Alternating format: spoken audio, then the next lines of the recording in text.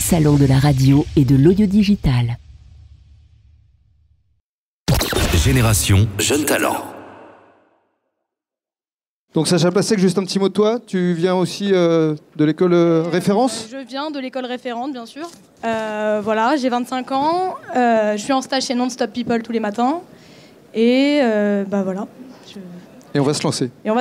Alors c'est parti. J'ai un problème de pied. Est-ce que tu arrives à prendre ton pied ? Ouais, je prends mon pied, ouais. Joli. 1945-2020, 75 ans déjà, 6 millions de Juifs tués. Un Français sur 6 ignore pourtant l'existence du génocide de la Shoah, d'après un récent sondage Shoah Consulting. Un constat dramatique, mais néanmoins indispensable. Nous avons tous un devoir de mémoire sur l'Holocauste que nous devons transmettre de génération en génération. Sacha Plasek. J'ai 11 ans. Nous sommes à la maison avec maman et Max, mon petit frère. Papa n'est pas là. Maman dit qu'il est prisonnier de guerre. Nous vivons cachés et faisons toujours attention de ne pas faire trop de bruit. Soudain, des hommes armés et habillés de manteaux en cuir noir frappent à notre porte. Ils nous emmènent de force avec d'autres personnes, puis nous font monter dans un train réservé aux bestiaux. Nous sommes entassés. J'entends des cris, des pleurs. Je ne sais pas où on va. J'ai peur. Après un trajet qui n'en finit pas, nous descendons. Sur le quai, des soldats hurlent en allemand. Des gens habillés en guenilles disent que nous sommes arrivés à Bergen-Belsen en Allemagne. 10 minutes de camion plus tard, j'entre dans un camp. Je vois une haute cheminée et de la fumée noire, très noire, qui me brûle les yeux. Et quelle est cette odeur insoutenable ? Dans des baraques insalubres, nous dormons à 2 par paillasse, tout habillés et sans couverture. Il fait si froid. Dehors, les cadavres s'amoncellent, on doit les enjamber. Le crématoire ne suffit plus à tous les brûler. Ils pourrissent à même le sol, comme s'il s'agissait de vulgaires animaux morts. J'ai faim tout le temps. Mon bout de pain ne me suffit plus. Et j'en ai marre de faire la queue devant les fils barbelés pour avoir ma louche de soupe d'eau. Très souvent d'ailleurs, maman nous donne sa part. Hier, devant moi, un prisonnier russe s'est jeté sur un cadavre à terre pour le manger. Il a été exécuté sur le champ. Déjà 1 an que je suis là. Je n'en peux plus. Je suis fatiguée. J'ai froid. Et je n'ai eu le droit qu'à une douche d'eau congelée depuis mon arrivée. Beaucoup de mes amis sont morts. Max et moi, on survit. Sûrement grâce à maman. Un matin, des hommes nous réveillent. Ils nous emmènent hors du camp. On entame alors une marche de plusieurs kilomètres. Les prisonniers qui n'arrivent pas à suivre la colonne sont tués. Nous montons dans un nouveau train pour un autre camp.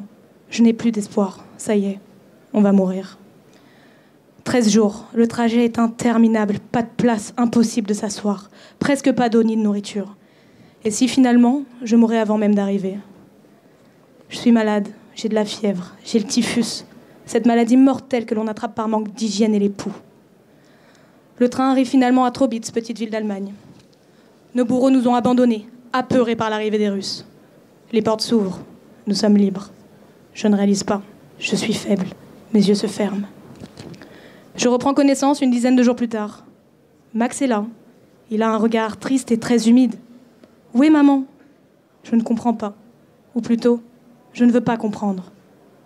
Elle est morte, emportée par le typhus. Je réalise alors qu'elle s'est sacrifiée pour nous. J'ai 12 ans, la guerre est finie, et maintenant, je dois recommencer à vivre. Je m'appelle Léon Plasek. Aujourd'hui, j'ai 86 ans. Je suis un survivant des camps d'extermination. Mais la vie est plus forte que la mort. Qu'on ne nous oublie pas. Merci. Sacha Plasek.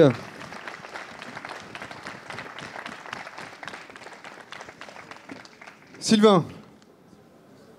Patron d'ADPRL, agence de presse. Merci. Référence également. Pardonnez-moi, mais je réagis parce que c'est du travail de journalisme et que c'est mon quotidien. Normal. Sacha, c'était qui, Léon ? C'était C'est ton mon grand-père. Ton Et grand-père. c'est toujours mon grand-père. Et ce texte, tu l'as écrit Je l'ai écrit, j'ai tout, disons... c'était très difficile de raconter cette histoire en 3 minutes.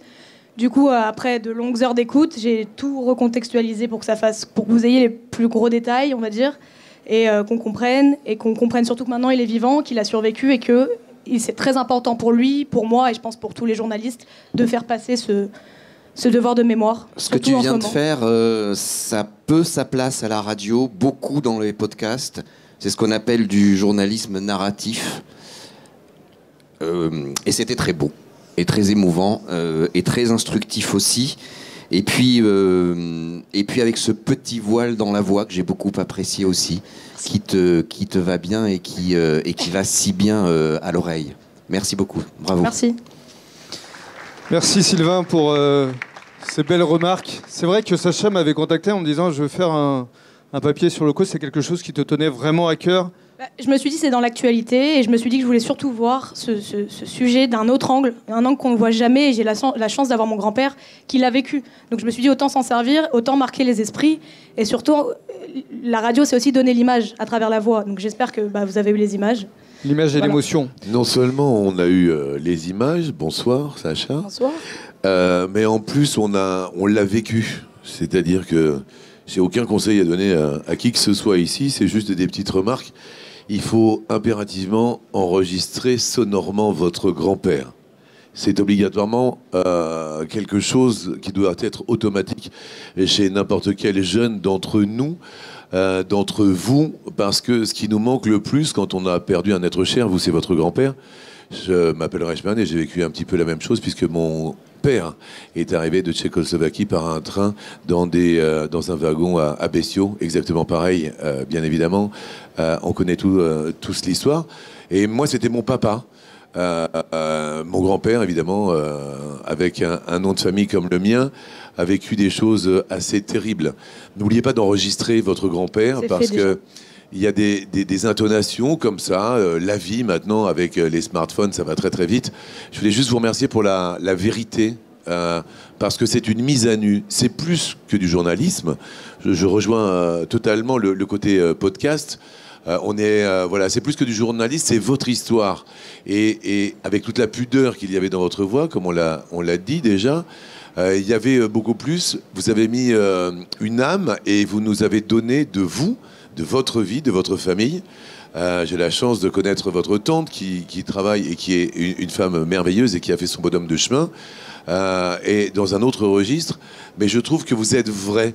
Et il n'y a rien de plus beau que cette vérité. Et en plus, vous avez transpercé, comme je le disais, cette pudeur. Et je voulais juste vous dire merci. Merci à vous. Merci Jean-Luc. Une dernière question, remarque, oui, Isabelle. Bravo pour ce très joli témoignage, Sacha, Merci. vraiment. Juste journalistiquement, ce serait intéressant de faire en sorte qu'on comprenne naturellement que c'est ton grand-père. Voilà, juste. J'ai pas osé. Je me suis dit, je veux pas qu'on pense que je rentre dans l'histoire personnelle. Donc, à la fin, dans son enregistrement, il m'a mis le nom de famille. Je l'ai laissé tel quel. Mais au début, j'ai même hésité. Je me suis dit, je vais juste faire entendre que c'est un déporté. Et voilà. D'accord, parce que si tu avais dit le grand-père Sacha au début et à la fin, la boucle est bouclée et ça prend beaucoup de sens. Mais c'est un choix éditorial. Voilà, je te dis juste. Okay. Bien, je pense qu'on peut applaudir très fort Sacha Plasek. Le salon de la radio et de l'audio digital. 3 jours pour découvrir toutes les nouveautés qui rythment l'ensemble du marché de la radio.